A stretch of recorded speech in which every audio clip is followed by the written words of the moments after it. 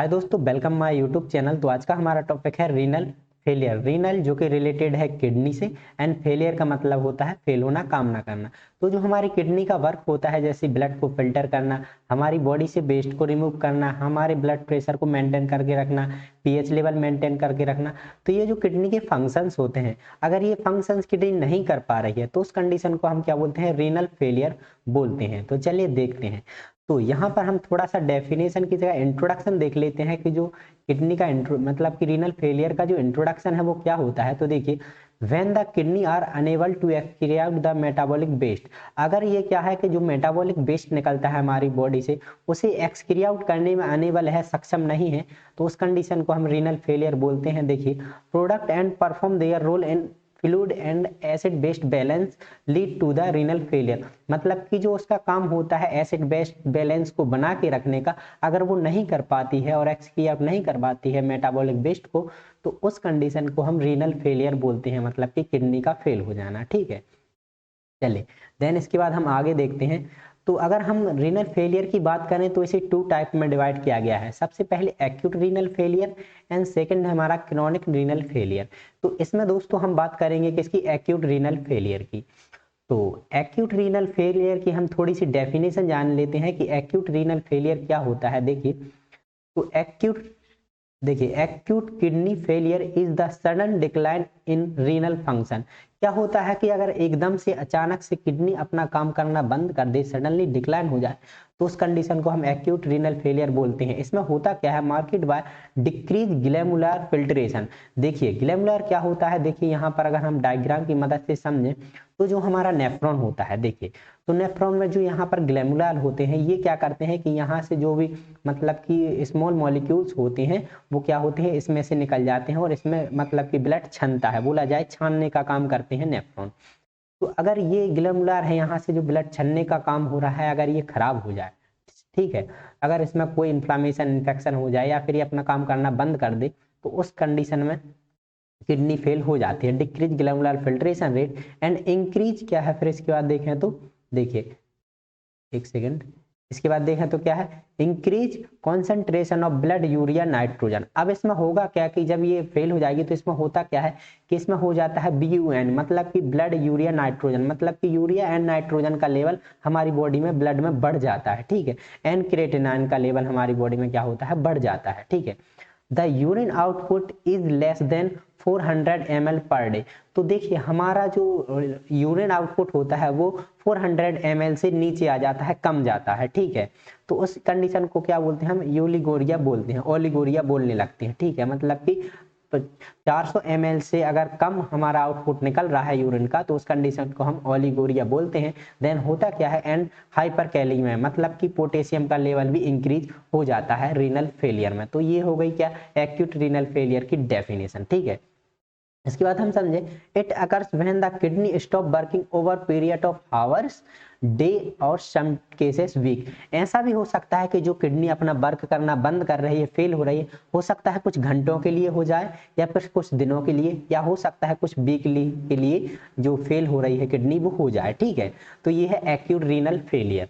चलिए, इसके बाद हम समझते हैं कि इसकी इटियोलॉजी क्या होती है। इसकी इटियोलॉजी मतलब कि जो एक्यूट रीनल फेलियर है होता क्यों है, जो हमारी किडनी है वो अपना काम करना बंद क्यों कर देती है। ठीक है, तो यहाँ पर हम समझे इसकी कॉजेज, इटियोलॉजी मतलब की कॉजेज, तो इसे 3 फेजों में हम पढ़ते हैं। फर्स्ट है हमारा प्रीरीनल फेज, सेकेंड है हमारा इंट्रारीनल फेज, एंड थर्ड है हमारा पोस्ट रीनल फेज। देखिए, प्री रीनल फेज का मतलब होता है cause in before the kidney, मतलब कि किडनी के पहले अगर कोई कंडीशन कॉज हो रहा है और उसकी वजह से किडनी फेल हो रही है। देखिए, मान लीजिए कि किडनी में ब्लड फ्लो नहीं हो पा रहा है, ठीक है, इसमें ब्लड आ ही नहीं रहा। ठीक है, अब किडनी में अगर ब्लड नहीं आ पाएगा तो क्या होगा कि किडनी फेल हो जाएगी, मतलब कि बिफोर द किडनी, किडनी के पहले ही, मतलब कि क्या, जैसे कि हार्ट अटैक, हार्ट फेलियर हो गया। ठीक है, हार्ट फेलियर हो गया या बर्न हो गया, जिसकी वजह से क्या हो रहा है कि हार्ट ठीक से ब्लड को फिल्टर नहीं कर पा रहा है, देन ब्लड है जो हमारा वो किडनी में नहीं पहुंच पा रहा है, जिससे क्या होगा कि किडनी फेल हो जाएगी। ठीक है, इसके बाद है इंट्रारीनल फेज। इंट्रारीनल में होता क्या है कि cause in inside the kidney, मतलब कि अगर किडनी में ही कोई इन्फेक्शन हो जाता है या फिर कोई कंडीशन हो जाती है जिससे किडनी फेल हो जाती है, जैसे स्टोन हो गया और ब्लड वेसल्स खराब हो गई तो उस कंडीशन में क्या होता है कि अगर किडनी में ही कोई मतलब कि वो हो जाए, ठीक है। देन इसके बाद है पोस्ट रीनल फेलियर, मतलब कि किडनी के बाद, ठीक है, आफ्टर द किडनी, किडनी के बाद जो यूरिनरी ट्रैक है, मान लीजिए क्या है, ये यूरेटर्स हैं, ब्लैडर हैं, अगर इनमें कोई इन्फ्लामेशन इन्फेक्शन हो जाता है, ब्लड में कोई कंडीशन हो जाती है, जो यूरेटर्स हैं इनमें नैरोइंग हो जाती है ये, ठीक है, ये इसमें स्टोन हो जाता है, तो उस कंडीशन में भी होता क्या है कि जो रीनल फेलियर हो जाता है, किडनी अब मतलब कि वर्क करना अपना बंद कर देती है। ये 3 फेज होते हैं, ठीक है, मतलब कि किडनी के पहले ब्लड नहीं आ पा रहा है तो किडनी फेल हो जाएगी, अगर किडनी में ही कोई प्रॉब्लम है तो किडनी फेल हो जाती है। Then post renal failure, kidney तो ठीक है लेकिन जो यूरेटर्स हैं, जो यूरिन को कैरी करके ब्लैडर में ला रहे हैं, अगर उसमें कोई कंडीशन हो जाती है तो किडनी फेल हो जाती है, ठीक है। चलिए इसके बाद हम प्री रीनल कॉजेज के बारे में समझते हैं कि आखिर जो किडनी से पहले जो कंडीशन हो रही है, मतलब कि जो ब्लड आ रहा है वो किडनी में, वो क्यों नहीं आ पा रहा है, किस कंडीशन में ये होता है। तो देखिए रीनल आर्टरी ऑब्स्ट्रक्शन, मतलब कि रीनल आर्टरी जैसे कि जो ब्लड लाने का काम कर रही है किडनी में, ठीक है, अगर इसमें क्या हो जाए, कोई ऑब्स्ट्रक्शन हो जाए, ब्लॉकेज हो जाए, तो इसमें क्या होगा कि किडनी में ब्लड नहीं आ पाएगा। अब किडनी में ब्लड नहीं आ पाएगा तो किडनी फेल हो जाएगी, तो ये है रीनल आर्टरी ऑब्स्ट्रक्शन। देन इसके बाद क्या है, हार्ट फेलियर, अगर हार्ट फेल हो जाता है, वो पंपिंग नहीं कर पाता है, जिसके कारण क्या होगा कि ब्लड किडनी तक नहीं पहुंच पाएगा, जिससे किडनी फेल हो जाएगी। ओपन हार्ट सर्जरी क्या होता है कि जब हार्ट की सर्जरी होती है तो भी क्या होता है, ब्लड का लॉस हो जाता है, और देन उसके बाद क्या होता है कि किडनी फेल हो जाती है। देन वॉमिटिंग एक कंडीशन है, वॉमिट होने पर भी। देन स्पाइनल एनेस्थेसिया दिया जाता है, उसके कारण भी हो जाता है।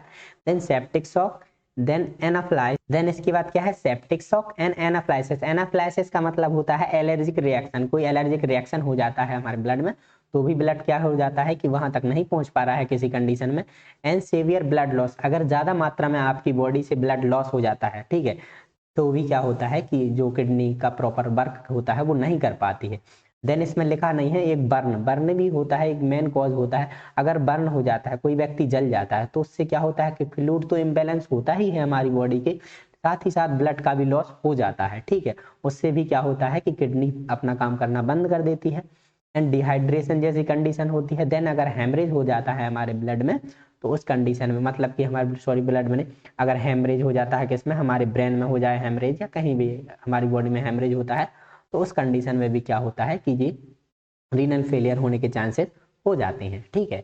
इसके बाद हम देखते हैं इंट्रा रीनल कॉजेस, मतलब कि direct damage to the kidney, मतलब कि किडनी में ही अगर कोई डैमेज हो रहा है, ठीक है, तो उस कंडीशन को हम क्या बोलते हैं, इंट्रा रीनल फेलियर बोलते हैं। सॉरी यहाँ पर गलत लिखा हुआ है, यहाँ पर क्या है, इंट्रा रीनल फेलियर, ठीक है, क्या है, इंट्रारीनल फेलियर, हाँ इंट्रारीनल फेलियर यहाँ पर होता है, ठीक है। इसके बाद ये इंट्रारीनल फेलियर क्यों होता है, मतलब कि किडनी क्यों डैमेज होती है, तो उसकी कॉजेज हैं। तो सबसे पहली है प्रोलॉन्ग रीनल इकेमिया, इसका मतलब होता है अगर लंबे समय से हमारे ब्लड, मतलब हमारी किडनी में ब्लड नहीं आ पा रहा है, लंबे समय से ब्लड नहीं आ पा रहा है किडनी में, तो किडनी फेल हो जाएगी, ठीक है। इसके बाद क्या है, एक्यूट ट्यूबुलर नेक्रोसिस, जो क्या होते हैं, जो ट्यूब्यूल्स होते हैं किडनी में, जो ट्यूब्यूल्स होते हैं वो क्या है, नेक्रोसिस हो जाते हैं, सिकुड़ जाते हैं, तो उस कंडीशन में किडनी फेल हो जाती है।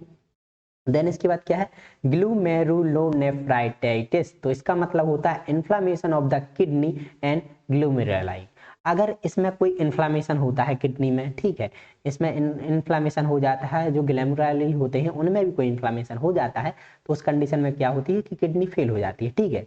इंटरस्टिशियल नेफ्रोटाइटिस, मतलब कि inflammation of the kidney tubules and surrounding by tissue, जो टिश्यू के सराउंडिंग क्या होते हैं, जो ट्यूब्यूल्स होते हैं किडनी है, अगर उनमें कोई इन्फ्लेक्शन हो जाता है तो हो जाती है kidney fail. And blood clot in the blood vessels around the kidney, देखिए जो ब्लड वेसल्स हैं उनमें अगर कोई क्या होता है, किडनी के पास में क्या होती है, अगर उसमें क्लॉट हो जाता है ब्लड में, ठीक है, यहाँ पर जो ब्लड वेसल्स प्रेजेंट हैं इनमें, इनमें क्या हो जाए, कोई क्लॉट हो जाए ब्लड का, अगर ब्लड का क्लॉट हो जाए तो ब्लड प्रॉपर सप्लाई नहीं हो पाएगी, किडनी तक नहीं पहुंच पाएगा, जिससे किडनी फेल हो जाएगी, ठीक है। देन इसके बाद क्या है, पाइलोनेफ्राइटिस, पाइलोनेफ्राइटिस का मतलब होता है किडनी में इन्फेक्शन, ठीक है।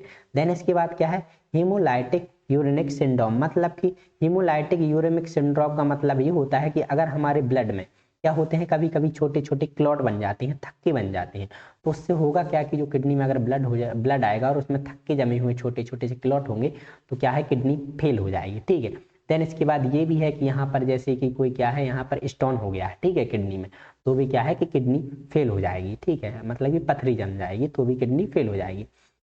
चलिए इसके बाद हम बात करते हैं post causes, post renal causes. मतलब कि पोस्ट रीनल कॉजेस का मतलब ये होता है कि अब इस किडनी के बाद ये वाला जो यूरेटर्स है और ये ब्लैडर है, यूरेथ्रा है, अगर इनमें कोई प्रॉब्लम आती है तो भी किडनी फेल हो जाती है। तो ये इनमें प्रॉब्लम आने के क्या चांसेस होते हैं, क्या कॉजेस होते हैं, वो हम देखने वाले हैं। Obstruction of urine flow after leave the kidney, मतलब कि किडनी के बाद, ठीक है। तो इसमें क्या है, किडनी स्टोन, अगर किडनी स्टोन होता है, मान लीजिए यहाँ पर किडनी स्टोन हो गई, ठीक है, यहाँ पर कोई पथरी हो जाती है इस वाले एरिया में जहाँ आप देख पा रहे होंगे, तो भी किडनी फेल हो जाएगी। ट्यूमर्स होता है अगर, तो भी, अगर इसमें कोई ट्यूमर्स होता है तो भी हो जाती है, ठीक है। एनलार्ज प्रोस्टेट ग्लैंड, इससे भी ये होता है। एंड ब्लैडर कैंसर, अब हमारा जो ब्लैडर है, ये वाला आप ब्लैडर देख पा रहे होंगे, जहाँ पर क्या होता है कि यूरेटर से जो यूरिन कैरी होके आता है वो इसमें फिल हो जाता है, ठीक है। अगर इसमें कोई प्रॉब्लम है, इन्फ्लामेशन हो गया है, कैंसर हो गया है, तो भी किडनी फेल हो जाती है, ठीक है। चलिए इसके बाद क्या है, कैलकुलाई। कैलकुलाई का मतलब होता है hard deposit part, minerals and salt की वजह से कोई हार्ड डिपॉजिट पार्ट बनते हैं, वो इस यूरेटर्स में फंसते हैं, तो क्या होगा, किडनी फेल हो जाएगी, ठीक है। देन इसके बाद है यूरेथ्रल स्ट्रक्चर। यूरेथ्रल स्ट्रक्चर का मतलब होता है नर्विंग ऑफ द यूरेटर्स, जो हमारे ये यूरेटर्स हैं ये क्या हो जाए, नैरो हो जाए, मतलब कि नैरो हो जाएंगे तो होगा क्या कि नैरोइंग हो जाए या ब्लॉक हो जाए, ठीक है। तो होगा क्या कि जो यूरिन यहाँ से आ रहा है किसी कैरी होके इसमें से ब्लैडर तक, अगर वो नहीं आ पाएगा तो यूरिन इसमें फंस जाएगा और देन इस यहाँ ब्लड वापस से फ्लो हो जाएगा, जिससे किडनी फेल होने के चांसेस बहुत ज़्यादा बढ़ जाते हैं, ठीक है। देन ब्लड क्लॉट, ब्लड में अगर कोई क्लॉट आ जाता है तो भी हो जाती है kidney. And cancer of the urinary track, जो पूरा यूरिनरी ट्रैक है हमारा, अगर इनमें कहीं भी कैंसर होता है तो क्या होता है कि किडनी फेल हो जाती है, ठीक है। इसके बाद हम पैथोफिजियोलॉजी देखते हैं कि ये कैसे कॉजेज करता है, पैथोफिजियोलॉजी इसकी क्या होती है। तो देखिए ड्यू टू इटियोलॉजी फैक्टर, मतलब कि जो भी हमने फैक्टर देखे कॉजेज देंगे, जैसे कि हार्ट फेलियर हो गया या मान लो पेशेंट बर्न हो गया, ठीक है, तो होगा क्या कि ब्लड किडनी तक नहीं पहुंच पाएगा, ठीक है। तो होगा क्या, डिक्रीज ग्लैमुलर फिल्ट्रेशन। अब क्या है, जो ग्लैमुरुलर होते हैं, मतलब कि जो अभी हमने देखे हैं ग्लैमुरुलर, ठीक है, जो क्या कर रहे थे, ब्लड को फिल्टर करने का काम कर रहे थे, हमारे नेफ्रॉन में प्रेजेंट थे, ठीक है। तो वो उसका काम क्या हो जाएगा, डिक्रीज हो जाएगा, ठीक है। अगर वो डिक्रीज होते हैं तो क्या होगा, increase workload of remaining nephron. अब जो रिमेनिंग मतलब कि जो नेफ्रॉन है उसके बाद उसमें होगा क्या कि बहुत ज्यादा वर्कलोड हो जाएगा, हमारे नेफ्रॉन का काम बहुत ही ज्यादा बढ़ जाएगा, ठीक है। अब नेफ्रॉन का काम बढ़ जाएगा तो नेफ्रॉन डैमेज, अब नेफ्रॉन अगर उससे ज्यादा आप काम करवाएंगे, जिससे जितना करवाना चाहिए उतना करवा रहे हैं और उससे भी ज्यादा करवाते हैं, तो क्या नेफ्रॉन डैमेज हो जाएंगे, ठीक है। तो नेफ्रॉन डैमेज होंगे तो क्या होगा, लॉस ऑफ रीनल फंक्शन, मतलब कि रीनल फंक्शन जो किडनी का फंक्शन होता है वो लॉस हो जाएगा, वो अपना काम प्रॉपर तरीके से जैसा करना चाहिए फिल्ट्रेशन का वो नहीं कर पाएगी, ठीक है। देन इसके बाद क्या है, increase BUN B U N uric acid and blood, मतलब कि BUN का मतलब होता है ब्लड यूरिया नाइट्रोजन, मतलब कि इसमें होगा क्या कि यूरिया एंड नाइट्रोजन की मात्रा हमारे ब्लड में बढ़ जाएगी, ठीक है, बढ़ जाती है यूरिन में, ठीक है। इसके बाद क्या है, एक्यूट रीनल फेलियर, इसके कारण क्या हो जाएगा, हमारी मतलब कि जो किडनी है वो फेल हो जाएगी एक्यूट सडनली, ठीक है। तो ये कुछ पैथोफिजियोलॉजी होती है। इसके बाद हम देखते हैं क्या, क्लिनिकल मैनिफेस्टेशन, मतलब कि इसके साइन और सिम्टम्स क्या होंगे, ठीक है। डिक्रीज यूरिन आउटपुट, जो यूरिन का आउटपुट होना चाहिए जैसे 400 ml पर डे होना चाहिए उससे कम हो जाता है, मतलब कि यूरिन का आउटपुट कम हो जाता है, ठीक है। डिक्रीज स्पेसिफिक ग्रेविटी, मतलब कि जो घनत्व होता है यूरिन का वो कम हो जाता है। देन वीकनेस आएगी, ड्राउसीनेस मतलब आलस आएगा, नींद आएगी, ठीक है। लॉस ऑफ मेमोरी, मतलब कि जो मेमोरी होती है हमारी याद रखने की क्षमता होती है वो भी कम हो जाएगी। एनोरेक्सिया जैसी कंडीशन मिलेगी, लॉस ऑफ एपेटाइट, ठीक है, भूख नहीं लगेगी या खाने में मन नहीं लगेगा। देन इसके बाद क्या है, डायरिया और कॉन्स्टिपेशन देखने को मिल सकता है, ये कॉम्प्लिकेशन देखने को मिल सकते हैं क्लिनिकल मैनिफेस्टेशन में। इंडाइजेशन, अगर आप जो कुछ खा रहे हैं हो सकता है कि वो प्रॉपर तरीके से डाइजेस्ट ना हो, ठीक है। वीकनेस आएगी, वीकनेस तो आएगी ही। हाइपरटेंशन, मतलब कि जो हमारा ब्लड प्रेशर है वो इंक्रीज हो जाएगा। एनीमिया की कंडीशन भी देखने को मिल सकती है, क्योंकि अगर ब्लड लॉस हो जाता है ज़्यादा मात्रा में तो एनीमिया भी देखने को मिल सकता है। इरेगुलर हार्ट बीट हो जाएगी, ठीक है। तो ये कुछ क्लिनिकल मतलब कि क्लिनिकल मैनिफेस्टेशन होते हैं। चलिए इसके बाद हम बात करते हैं कि इसकी डायग्नोस्टिक इवैल्यूएशन की बात, कि क्या क्या डायग्नोस्टिक इवैल्यूएशन में कर सकते हैं। तो सबसे पहले हम हिस्ट्री कलेक्शन करेंगे, पेशेंट से पूछेंगे कि कुछ प्रेजेंट पास्ट में कोई रीनल फंक्शन तो नहीं था, पास्ट में किडनी से रिलेटेड कोई प्रॉब्लम तो नहीं थी, कोई डिसीज तो नहीं थी।